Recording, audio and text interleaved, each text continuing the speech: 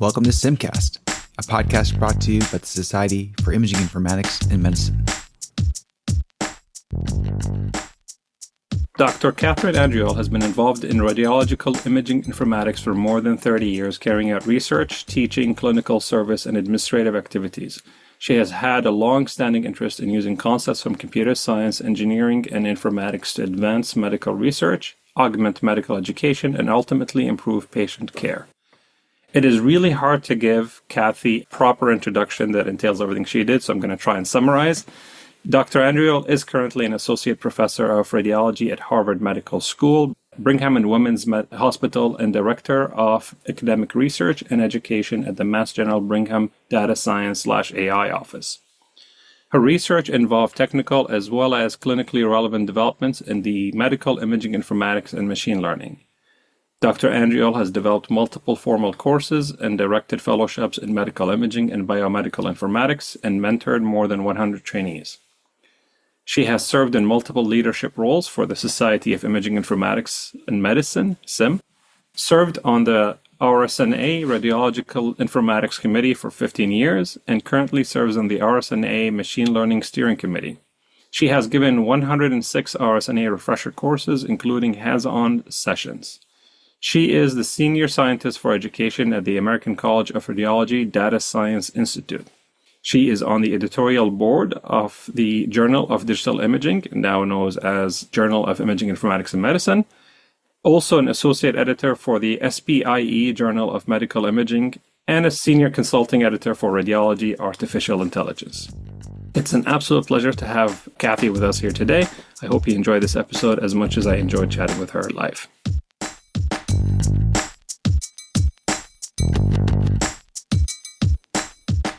Welcome to our SIIMCast listeners. I am lucky to be sitting with Kathy Andriole here, who's going to tell us about her informatics journey. So without further ado, Kathy, I'll leave it with you. Great. Thank you. I'm delighted to talk about my informatics journey. I'm going to start back in high school when I was thinking about going to what I would study in college and where I wanted to go. And I was always very interested in the combination of math and science and combining that with engineering and understanding medicine and biology and using those tools in that application. I'd done some research in summers in infectious disease labs. My dad was a specialist in infectious diseases at Yale, and I worked there doing some research, but also maintaining a tool that measured antibiotic levels of antibiotics that were had bad side effects if you were giving too much. And so I kind of also got a taste for the translational piece of science through that. But I went on to Duke University, where I studied biomedical engineering,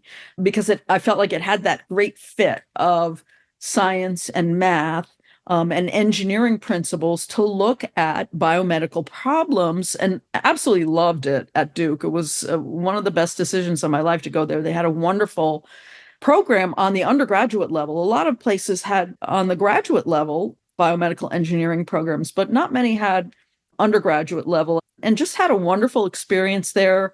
It was sort of a tight-knit department. We would have professors come out of their office and say, hey, what do you think of this? There were barbecues and things like that. But I did research with one of my favorite professors, Theo Pilkington, who has since passed, but in signal processing, where I looked at vector cardiogram data and tried to assess the health of the heart. And it was computing and so on. And I think I was logging on to one of the mainframe computers at Duke to do the research. And then I went to MD PhD program at Yale University, which is closer to home, and studied for my PhD work. I really did classical machine learning, but I studied electrical engineering. And it was kind of interesting because at that time, folks in the medical scientist training program did PhDs in pharmacology or cell biology or whatever, but they weren't very used to someone saying, oh, I want to do my PhD in electrical engineering, which is what I was interested in doing. And I studied, as I mentioned, classical signal processing, which turned into be, machine learning, classical machine learning. But I was more interested in applying those mathematical techniques, many of which have come out of aerospace and astronomy and so on, and the military. But I was interested in applying it to a medical signal, which for me, I thought would be really cool to look at imaging data. And the problem at that time was we didn't have digital medical images. The images such as CT and MR and ultrasound were inherently digital, but the way they were interpreted was on film. They were printed to film. And at that time, there was no digital projection radiography modality. But nonetheless, I did a research application where I took the images, the data off of a CT scanner and actually programmed on the CT main console after hours in the basement. And what I did was track the carotid arteries by creating a three-dimensional image. Now, it didn't look so well because we didn't have isotropic volumes, slices. We didn't have true volumes at that time. So it was really 2D slices and fairly thick and so on. But it was a project where I detected the vessels and then measured the radius of the vessel throughout the carotids. And the idea was looking for stenoses there, and had to create my own 3D displays and so on and so forth. It was very computationally intensive. And as I mentioned, I was doing it on a mainframe computer, which at the time was a VAX 11780. And, DEC has since gone out of business at this point. But then, I was very interested in continuing this type of work, but getting data, we actually, which you couldn't do today, and appropriately so because of HIPAA and patient privacy and so on, but we logged into clinical scanners to do the work because that's where the computation was and that's where we could work with the images. But I gave a talk in Berlin. My thesis advisor was the late Stelios Sofranodakis at Yale. And he, a wonderful, wonderful man, was doing his sabbatical in Greece. He's back home on Crete. And he met me in Berlin and gave my talk. And he introduced me to H.K. Bernie Wang, who was at UCLA at the time. And his group was very involved in building PACS.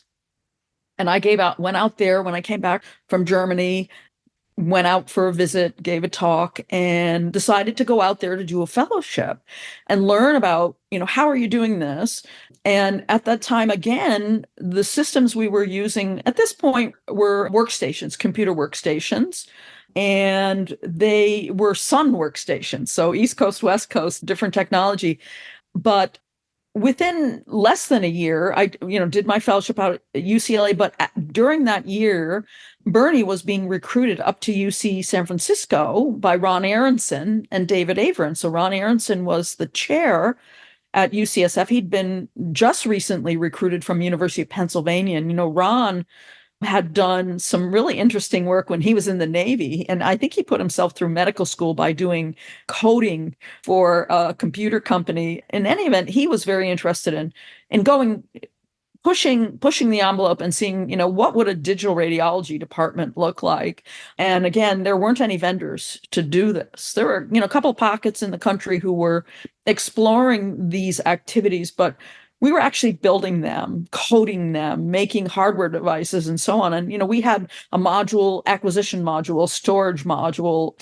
We created our own displays and so on, database, which was very, very important. How do you, at that time with slow networks, we had to do what we would call prefetching of exams. So the prior exams would be there based on the order and so on. The archives were the, CD-ROM big jukebox archives and building displays. And then I moved up to UCSF with Bernie, and a couple of us did, and we continued the work there, where Ron really wanted to see how we could work clinically, truly implement these things clinically. And we did that. At the time, as I mentioned before, digital projection radiography was not really being used clinically. So I got involved in investigating computed radiography, which used the photostimulable phosphor to detect the X-ray. And in particular, we had radiology was on the third floor. We had emergency department on the basement floor, and we had ICUs from 7th floor all the way to 15th. On the 15th floor was a newborn ICU, 52 beds for severely premature newborn infants. And I was trying to figure out, elevators were impacting patient care. We had to go up, take the images, come back down, processing. Long story short, we put a scanner up there. But before we did this, we had to see, was this something that could be used for these, severely premature, very small patients? And we did, with a vendor partner, looked at one of their devices. We looked at what they called a high resolution plate and a sort of a standard resolution plate. We did a whole study where, I did the medical physics looking at, with Bob Gould, who was our medical physicist in the department. We looked at, contrast resolution, signal noise, spatial resolution, all those things, but also did a clinical study where we printed a film, we masked the film so they couldn't tell whether it was film printed from the CR or film from a traditional screen film. What we did was create a cassette that would take just one exposure. We put film in with the photostimulated phosphor, so we would get, a simultaneous image. And we were able to show that, yes, we could see. Our pediatric radiologist, Charles Gooding, was one of them, who was involved in this study, felt that it could be used for this patient population. And if we were to put an acquisition device up there, that might facilitate the work, and then the images would be viewed on the third floor. One thing that we did note, that we decided not to use the high spatial resolution plate because, as you probably know, using the higher spatial resolution, they were thinner, so they were noisier acquisition device. And there's something called PIE, pulmonary interstitial emphysema, in very premature newborn infants that you worry about. And it looked like mottle or noise on the image. So we decided not to use the high spatial resolution images. But, that whole process of, doing the medical physics studies, doing the clinical study, doing the implementation study. Where should this device be? What is the process? How would they be read? So on and so forth. That whole thing from beginning to end was a really interesting activity for me. And I stayed on at UCSF for 12 years as faculty there. And we did a ton of fun things, getting involved with research through Ron Aronson, Bob Gould, and David Avern. David Avern and I did so many projects together. After we had been working, and, we had really throughout the department used digital imaging, and we built a workstation. David Avern and I built a workstation to put up an ICU, which was a little different than what you would put in a reading room. We wanted to use the KISS principle, keep it simple, stupid, where you walk up to it, you find the patient, you look at the image, you walk away. And so we put that up in some ICUs and in the emergency department and so on. And then vendors you started seeing things on the market from different vendors, AGFA in particular, and GE came later, Fuji came later, Philips, Siemens had systems out there. And we started a partnership with AGFA, and we did a lot of things that I think you'd appreciate, Mohanad, under the hood. The database. What are some of the tools that actually will get the images there in a fashion that you can be efficient using them? And so we did a lot of work in database strategies. We still had to do things like prefetch and auto route because, again, networks weren't fast at that point in time. I think we had mostly 10 megabit, maybe 100 megabit. We used some internet. Bernie had gotten a really interesting grant from the National Library of Medicine where we used a satellite data from on the roof of NLM in DC. We used ATM, which was asynchronous transfer mode, which was a technology that came out of the entertainment industry, Steven Spielberg's company, to go from San Francisco across the bay to Oakland and some of the cities there that had, maybe underserved areas for care. And we did some teleradiology around the world.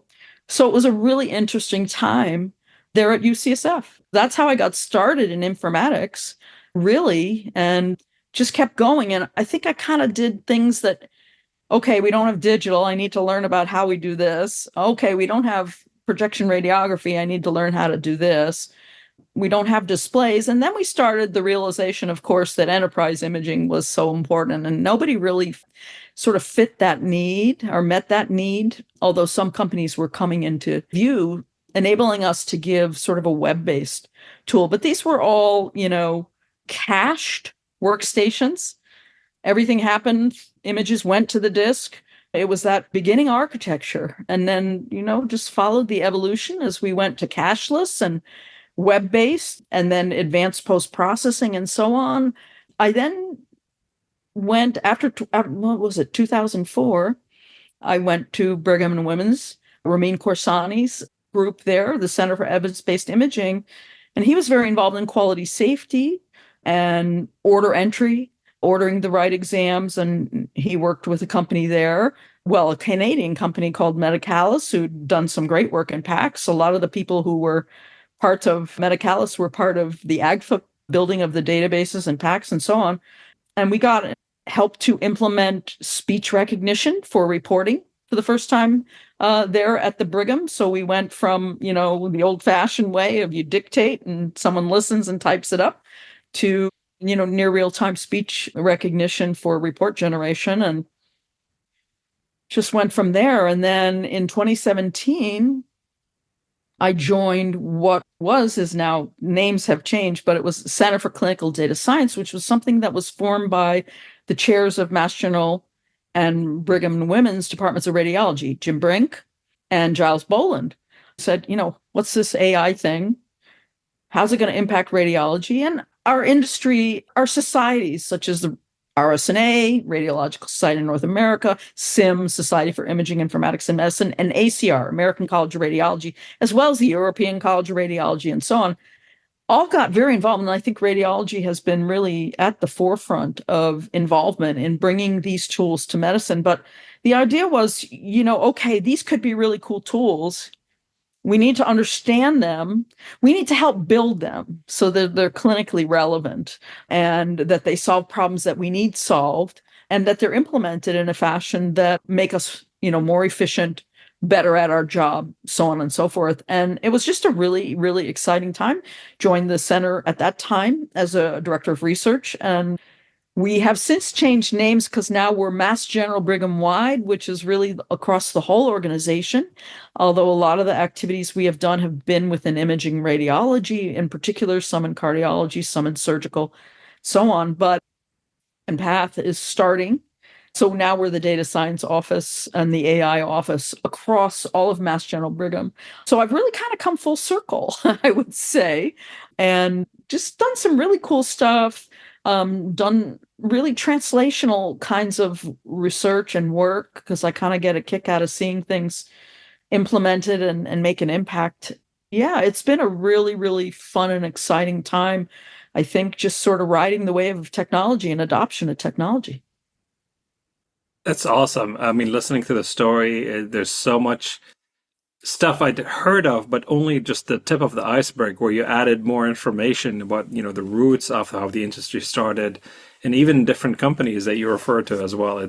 It's always entertaining to hear the stories from people who have been in the field longer than I have. Relatively speaking, I'm probably like an infant in the field in comparison to a lot of people. So filming these episodes is going to be some of the most fun I get to do doing this job. I'm actually curious about your involvement with SIIM, which of course wasn't SIIM in your initial days. I think it was RISC. Am I right?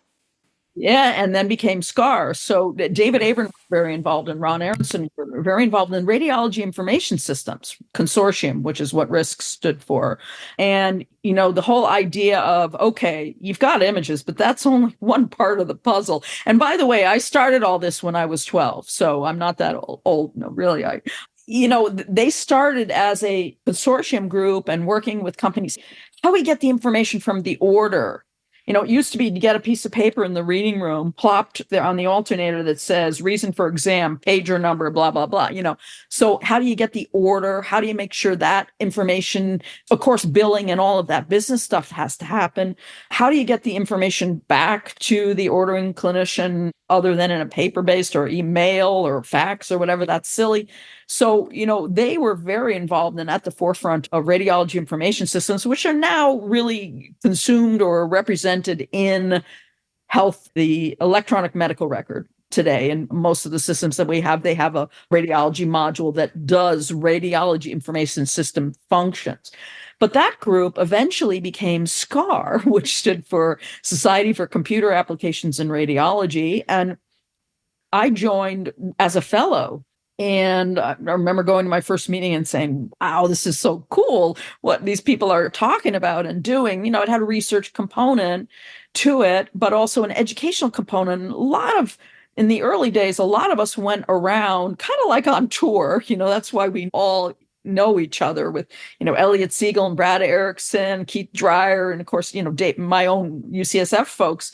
But we went and talked about these technologies because the radiologists were like, what the heck is this? What do we need to know? What do we need to understand? So we did a lot of education. And SCAR has that, as you know, now SIIM, Society for Imaging Informatics and Medicine, took that on as a major a goal and role that they felt they could play. And at the meetings, we started putting in, and Elliot Siegel and Bruce Reiner were very involved in this. We created SIIMU, and we changed the name to SIIM, or SCAR-U it was at the time. And we wore T-shirts because the idea was attendees of the meeting should feel comfortable coming up to us and asking questions. And it was a very collegial meeting, but we gave, courses like what is CR, Tony Seibert, what is DR, what is an archive, what's DICOM, all of those things that people needed to know. And a lot of people who came were people who were all of a sudden told by either their finance chair or their department chair, we bought this system, implement it, and people had to learn. So it was a really interesting and fun time. We had a lot of fun with it and just, became very involved in SIIM. I think I started on the membership committee or something, and ultimately became the first chairwoman of the society and just have loved my involvement in SIIM. It's professional family. It's family, if you think about it. And just had such fun. Even brought my mom to some of these meetings when they were in warmer places.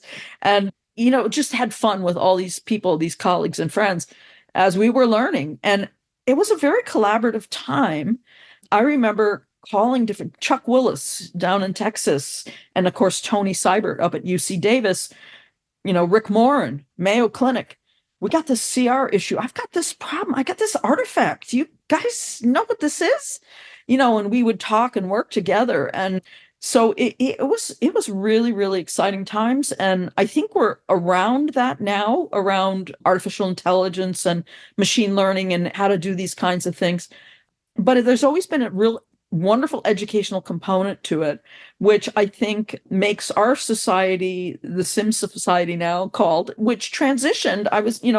It transitioned from SCAR to SIIM because, the realization, it's not that we didn't realize it, but the realization that imaging is a key triage event for so many things in medicine, and it's enterprise-wide. And so, it's not just radiologic images that are important, but other types of images, and that other people might be interested in this. And I think it was a good move. And as you know, our journal has changed from the Journal of Digital Imaging, which first editor was Roger Bowman at MGH.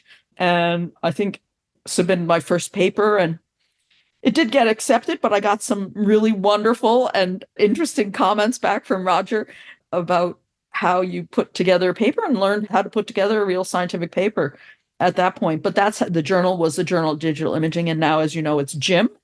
And so, I think we, meaning radiology, has evolved with the technologies that are available.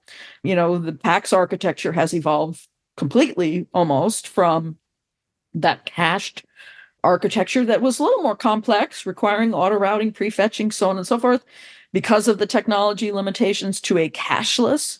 We're using commodity monitors, storage, so on. Those monitors were $50,000 a pop, grayscale monitors, and in 6 months they had lost their capability to view images. So, I think technology has evolved, and we have evolved with it, and we continue to evolve. And a lot of it's not just the imaging, but all the other stuff.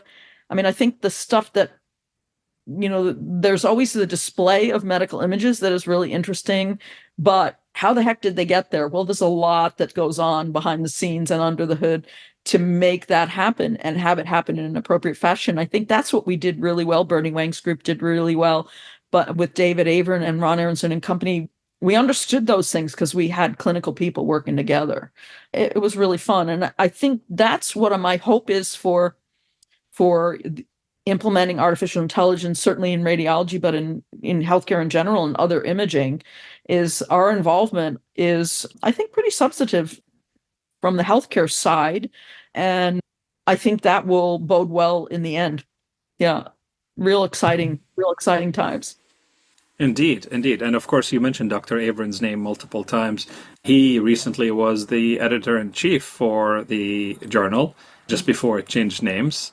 Yeah. And you also mentioned a number of things, like, for example, your involvement in SIM. I actually vividly remember your face from the very first SIM I attended, which was 2011. I don't remember exactly what your involvement was. I seem to recall that you may have been the program committee chair. Am I remembering right? Yes. I think I did that for like half a dozen years. Brad Erickson did it wonderfully before me. And then I took the position after he stepped down from that. And of course, his involvement has been tremendous in SIM, and he's research chair now, and doing so many wonderful things. And Brad has been involved in doing really classical machine learning and now machine learning really for many, many years. Wonderful scientist and clinician and great colleague. Yeah, I was program chair. And, it's that again was a lot of fun. SIM makes it really enjoyable to participate. You put in work, it's volunteer work, of course, but you put in the work, but they make it very enjoyable because they do a lot of behind the scenes stuff for you. And then you go and you just kind of have these meetings, and there are these ideas just going bam, bam, bam across the room. And it's like, wow, how do we do this? And let's go to the whiteboard and put all this stuff up. And yeah, we created some meetings, and the meetings, had this SCAR-U, which became SIM-U. And then we transitioned to some more things happening. Of course, our meeting is, smaller than an RSNA, but there's a huge vendor component to it, which I think is unusual for a lot of meetings our size, as well as, the research papers, the educational papers, and, panels and so on. But we did some challenges in that vendor area where people could show tools that they built. We had the compute challenges and so on, which I know you're a huge part of those challenges, which are great fun and bring a lot of really young, really talented and up and coming scientists come and learn how to do this and maybe had never worked with a medical image or the medical field before. So, I think doing a lot of very interesting things with the meeting, and it has evolved as well. And then Rick Wiggins took over after me, I think, Rick Wiggins. And then, of course, Chris Roth has been program chair for the past number of years. But, it's kind of interesting. You become part of SCAR SIM and you never leave. You're always part of it. Of course, David Averin retired. He's retired, although you may have been part of the emails. There have been some discussion with Kevin O'Donnell about DICOM 4. And David Averin put in some comments back from a paper that we had done back in the 1990s. Talking about it. So he is retired, but he's still listening. So yeah, fun things. As the popular song says, you can check out, but you can never leave. Right. Yeah, the Yes. Eagle song. Yeah. But I should point out for anybody who's new and listening to the podcast, you can never leave because you choose to never leave. Just a community. It's exactly like you said, Kathy. It feels like a family. And you also said something that resonated with me. Volunteering for any capacity, is so rewarding on multiple levels. I find it just so much fun doing it, and the connections and the stories and the different things you run across. I've been part of the SIIMCast team for I don't know how many years now, 2, 3 maybe. It's so much fun when you get to interview people, talk to them, hear stories. We experiment with multiple formats. I have been very lucky to have been part of the hackathon committee for almost a decade. And I will tell you, the Hackathon Committee is one of the committees that meets most often. It's usually bi-weekly. But boy, do we ever have so much fun. I sometimes describe to people the Hackathon Committee meetings are more like a bunch of us geeking out rather than actually doing anything else. But it's so much fun. 100% agree with you. Yeah, it really is. And, I've gone and played golf and tennis with some of these guys. I mean, I don't know if you've heard the famous story of the tennis match, but we were down in, I believe it was Austin. No, not Austin. Houston, where Texas Children's, I think. There was a meeting there, and Joe Gitlin, who has since passed, the late Dr. Gitlin, who was at Hopkins Public Health, was very involved in risk and forming SCAR and radiology information systems. A wonderful guy, tennis player. And his wife was a teaching pro. Anyway, he loved tennis. So we're down there and he comes up to me and says, "You play tennis?" I said, "Yeah, sure, I play tennis." He said, "Okay, we're going to have a match. You and I against Elliot Siegel and Ron Aronson." I'm like, "Oh, okay, great, fine." I said, so there was a mall there. I hadn't brought a tennis racket. He said, "Don't worry, I got a tennis racket for you. You got a tennis shirt? It's a club. We got to wear a collared shirt." I'm like, "Fine, okay." So I went to the mall and I bought a tennis shirt. That morning, I had participated in the sim fun run where it was hot as heck, but it was early morning and we ran. Came back, I'm in the elevator and Joe's in the elevator. And he says, "What are you doing?" I said, "Oh, I just came back from the fun run." He says, "What are you doing? We got a match." And I'm like, "Oh my God, this guy really wants to win." Anyway, we go to the match. It was hysterical. Here I am with three, chairman, my own chairman, Ron Aronson, Elliot Siegel, chairman, at Baltimore VA, and, Professor Gitlin. And the banter back and forth was hilarious. Well, I was just a junior faculty member. I did not say a word, but we tied. So we planned to meet the next morning and do one more set. Sorry, I'll quickly interrupt. If you didn't go for the fun run, you probably would have won. Yes, but it was such fun. And I think the whole conference knew we were having this match. Next morning, we have to do the tiebreaker set, which I will say, and Ron will be upset with this, but we did win. Joe and I won. And yeah, it was a fun time. And I think he went up in front of the meeting and said, we had this match. And and I have this wonderful, wonderful photo, which I cherish, of the three of them and myself getting some juice and coffee after the tiebreaker tennis match. But that's the kind of thing that happens through this society and the collegiality and the fun. And yeah, that's something I'll always remember. We had people who attended the meeting early on were, us geeks who were interested in the technology. Some special radiologists, like people like Elliot Siegel, who we all lovingly call Uncle Elliot, and Bruce Reiner, and of course David Averin and Rick Moran and Chuck Willis, Tony Seibert, medical physicists who were involved. Really unusual for them to have medical physicists involved in this. The radiologists who came really had this special sort of self-selected out. This is something they were really interested in. And I would say today, I am delighted to see a lot of young, even, residents, fellows, junior radiologists, young radiologists who are really kind of get a kick out of this and are involved in the field and really involved early on and bringing people into the field. I'm excited to see a lot more of the informaticists, such as yourself, and computer scientists, data scientists now, who really have technology waiting for an application. They want to find out, I want to do this. Sounds cool. If I could do this for medicine, what do you need? What might I do? How do I learn what this is? And I think the society has, again, evolved in that way. And we've, of course, brought in and tried to bring in even more people with other imaging interests, such as pathology. One of our deputy editors for the journal is a pathologist. So, and cardiology. We even had, I remember one year we had veterinary medicine representative come and talk to us. And I was like, my God, they have better equipment than we have.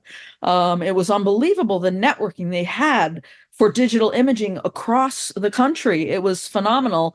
And they were able to actually even track infection in some dogs that was happening because of this network and digital infrastructure that they had in place, which I thought was fascinating. But you always learn something every sim you go to. And you see old friends and you make new ones. And I think it's a really great activity. And of course, the staff for SIM, Anna Marie Mason was the executive director for so many years. And we still have many of her staff, Andrea, Nikki, and, new staff as well. It's wonderful. And with Cheryl, of course, and Anna, who works with all these different committees. So it's great fun. It's a great community. But I also think we're doing really great work in moving the field forward. And part of moving something forward like this is, it's the technology, of course, and the research that happens behind it. but it's also the education. And, it used to be in the ivory towers of academia, oh, you don't collaborate with industry. That's not appropriate. Well, you know what? If you want to move the field forward, and if you want to do it at scale and really impact the field, you collaborate with industry, because they have brilliant minds in industry who are doing cutting edge work. And they have understanding, just coming from different perspectives, and understand things in a different way. And I think imaging informatics and informatics in general, to me, has always been a team sport. And certainly machine learning, AI is a team sport. No question about it. If it's going to be useful, it's got to be. And so, I'm still having fun. Oh, I can definitely tell that you're having fun. There's no no two ways about it. You're having fun. And, I think I speak for anybody that knows you. Having you around is also a lot of fun. It's always fun to be around you, talk to you, Kathy. So, of course, we appreciate it. I wanted to add to something you said that I think is very important and should resonate with people as well. You were talking about the collaboration with the vendor community. As somebody who came from the vendor community with that background, I could tell you that exactly like you were saying, there's a lot of people in the vendor community who, with air quotes, I'm going to say, get it. They're very forward thinking. They're excited for really pushing the boundaries of the industry. But unfortunately, at the end of the day, things within the vendor community are informed, the roadmaps and the plans are informed by customer feedback. So that collaboration also helps inform that. So then now these people within their companies will have their voices heard. So yes, it goes a long, long way to kind of extend that hand and make sure that, the two sides are working together. It goes a long, long way. Absolutely. And I think you will find different representatives of the vendor community at our meeting. Okay. They are, and I'm not saying there's anything wrong with not having this at other meetings, but after a number of meetings early on, I think the vendor community thought, gee, we need to have our director of research there. We need to have our development people there. We need to have some of our research team there to talk to these people, because this is great feedback. And we can answer their questions, and they can give us their feedback, and we can then consume that and bring it back to our teams better. So I think you'll find a little different community of vendors that are there. Now, of course, they have their bottom line and so on. And I've learned a lot from working and collaborating with vendor community. It's not just doing the research and putting a paper and then gone, that's not the end of it, right? How you really get something to use in the clinical arena and what that means is a very, very difficult process. That last bit is so extremely difficult.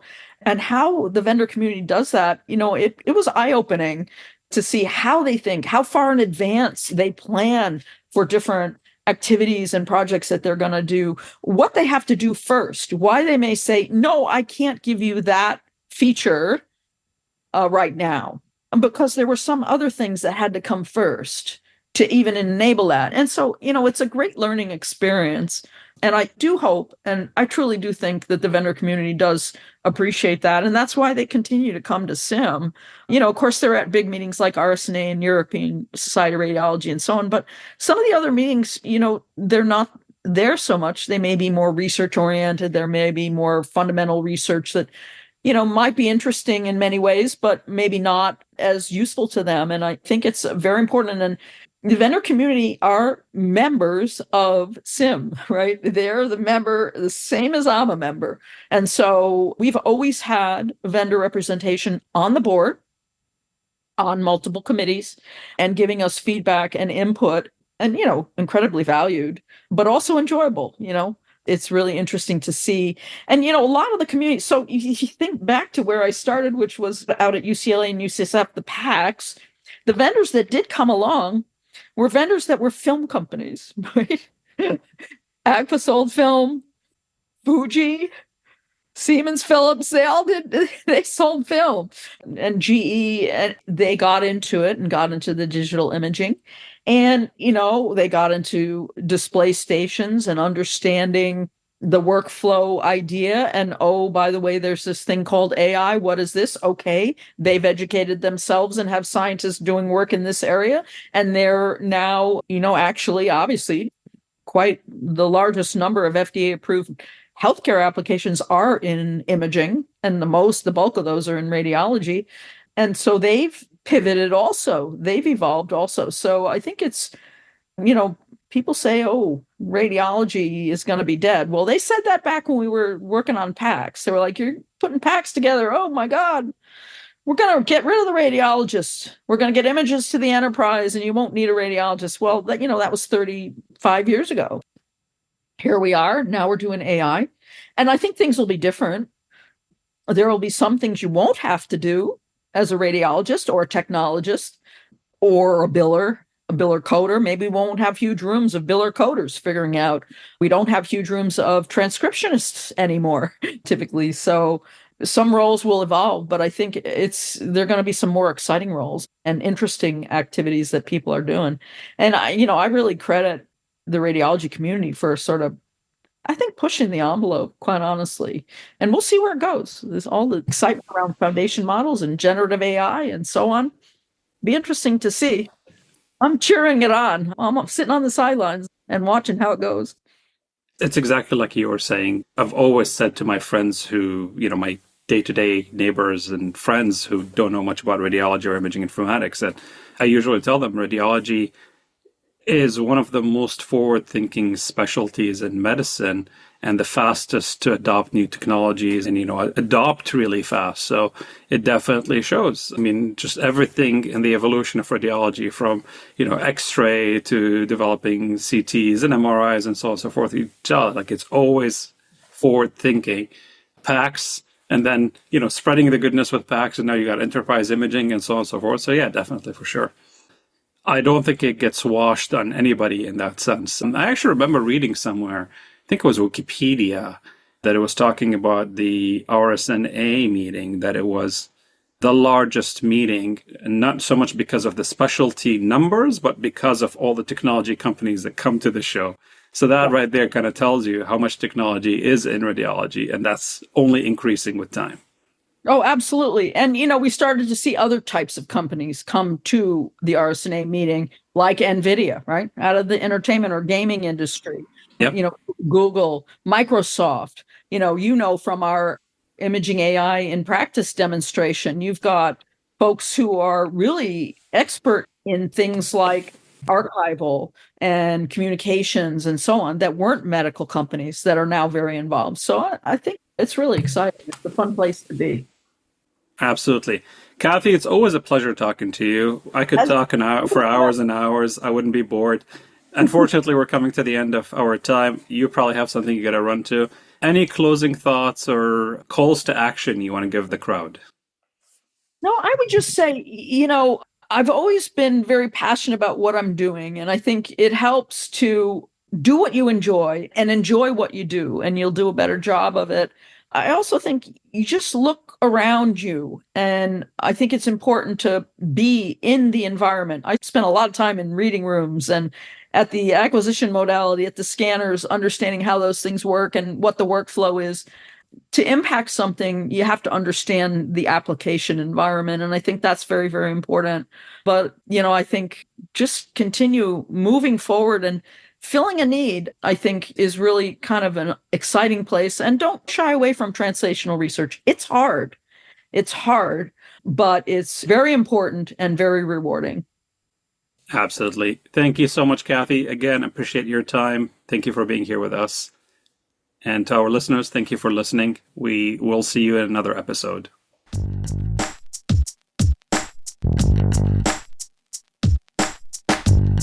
SIIMCast has been brought to you by the Society of Imaging Informatics in Medicine.